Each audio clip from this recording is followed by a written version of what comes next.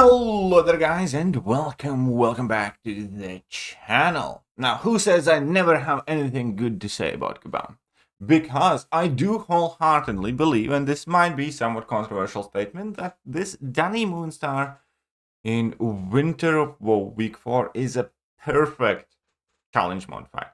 This is about as good of a challenge mode fight as we have ever seen, and I am convinced about it due to several reasons.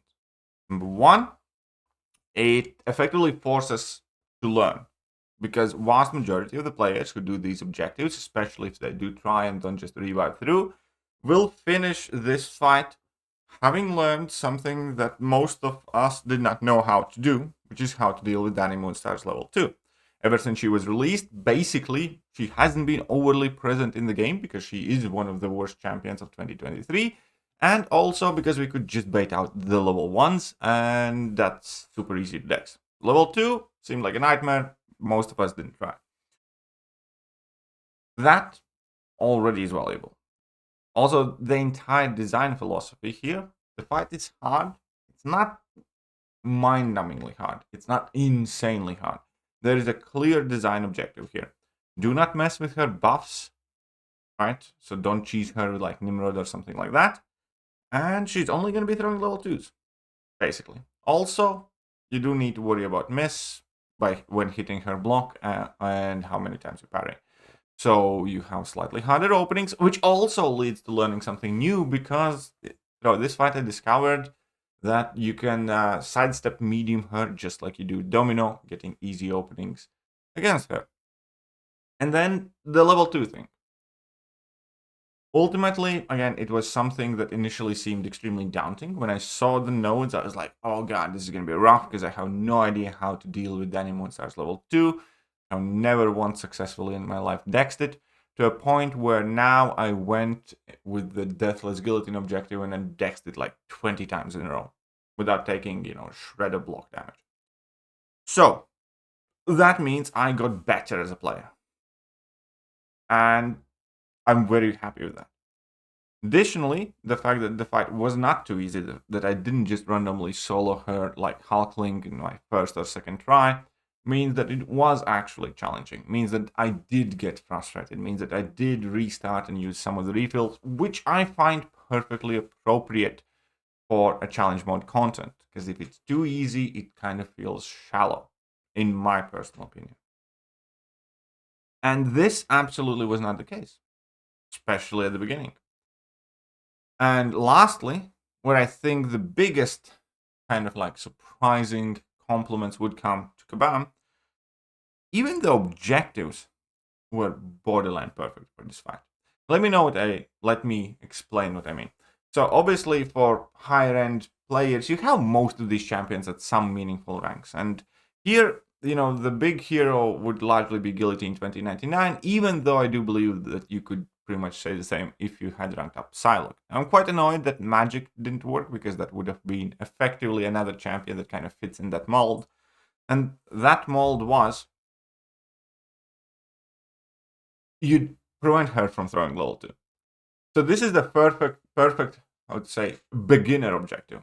You go in with Guillotine 2099, farm your level 1s, you take a blocked hit here or there, or you do the intercepts against the wall and use your relic, basically always making sure that she's under 2 bars of power whenever she would, quote unquote, be able to throw a special attack, but she can't because she's special 1 locked. And that made it so that you can get through the fight, getting used to her animations, preventing her from throwing level 2s, and this would be, quote unquote, the easy mode, the baby wheels mode in a sense, if you will. Definitely the easier objective. Then we move on to the X Magicka mutants, for instance. And there you have the Nightcrawler, where you have assisted evade.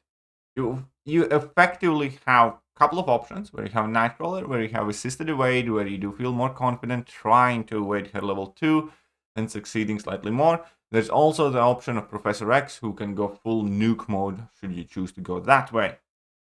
But the point is that the X Magicka mutant objective gives you a solid chance of starting to learn how to evade her level 2 whilst giving you an evade assist and wider evade windows. Because Nightcrawler's evade is kind of like bigger window than Dex. So it's easier to Dex specials with him, which again kind of gives you that confidence there. And then you have the Valiant objective, which is very limited. It's the Mighty Avengers, right? There aren't many of those in the game. But in between Photon and White Tiger, you are effectively limiting how many special attacks she throws, because Photon reduces combat power rate. White Tiger obviously steals the power. With White Tiger, you can again play in a manner where she doesn't throw those special attacks, or you can just nuke her faster and let her use those special attacks, which is, ultimately what I ended up doing. But again, it's kind of like a middle ground where you don't have to consistently deal with the full burden of this fight. You have some things that help you deal with it. In case of Photon, you can phase through those level 2s if you are using your own level 2s, and you have, again, suppression debuffs to reduce your combat power rate. And then in case of White Tiger, you can just, power drain her quite significantly. And Cap Sam as well, by the way. It's kind of like similar, where you have some, advantages in that matchup that helps you deal with that level 2. And then if you are doing the Deathless Guillotine objective, it's just flat out better objective. There is not a single ability that helps you deal with this fight, and you just need to know how to dex that level 2. End of story. You need to be quite good, you need to skill your way through that fight, and you can. There are no bullshit indestructibles. There are no bullshit regions. There are no, other insane mechanics. Have to deal with miss, but miss only triggers when you kind of mess up and hit the block or parry too much. Fine, right? But you can bypass that because you don't need to parry. You can, do the domino sidestep intercept. So that's good. And then you just eventually learn how to deal with that level 2, unless you want to use a ton of revives.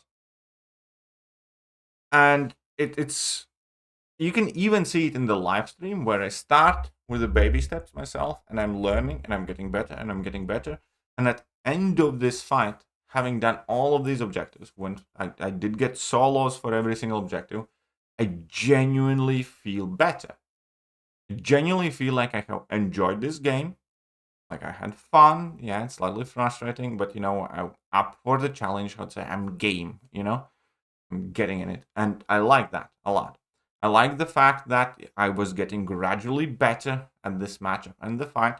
And I like the fact that at the end, when I did complete all the objectives and I did get all the solos in, I didn't feel mobbed off. I didn't feel mugged. I didn't feel robbed. I felt like, this was awesome. This was fun. This was enjoyable. It wasn't like a super tedious fight. The mechanics were enjoyable. I was getting better at the game throughout it.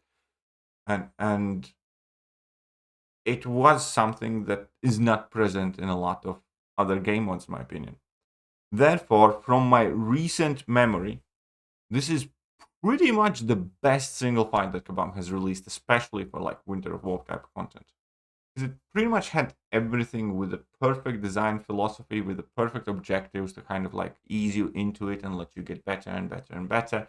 And then the final one, where it's just kind of like you against this fight without any ability that actually helps you.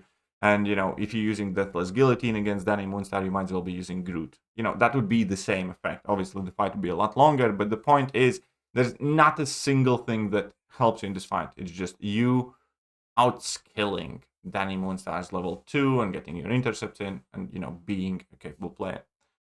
And I fully understand that not everybody is going to feel this way. There will always be critiques. There's nothing Kabam ever can do that will satisfy everybody. And that is not my purpose either. I have this channel. I make these videos to speak my mind and give my perspective. And, at times I will speak on behalf of other players from their points of view as well. But this is not one of those times. This is genuinely how I feel about this fight. And I can openly and honestly say that I would like to see much more of this type of fights. Less Absman, less Halfling, less the Alliance or Showcase as well. But this fight, again, it just felt... It felt organized and like a success. It had a design goal, clearly, in my opinion. It had a logical reasoning behind it. It had a purpose. It made players. It's about all you can ask from this type of content. So regardless of any other issues with Kabam right now, and trust me, there are many. My next video is probably going to be quite scathing towards Kabam because of Alliance War issues that are currently screwing over New Nation. But for this one instance, for this one fight, whoever made it, whoever designed it, definitely did a great job. And I do want to celebrate these moments in the game as well. So, let me know what you guys thought about this fight. I have explained to you what I think. And yeah, look forward to hearing from you in the comment section. See you soon, guys. Bye-bye. Hello there, guys, and welcome back to the channel. So we have all the information about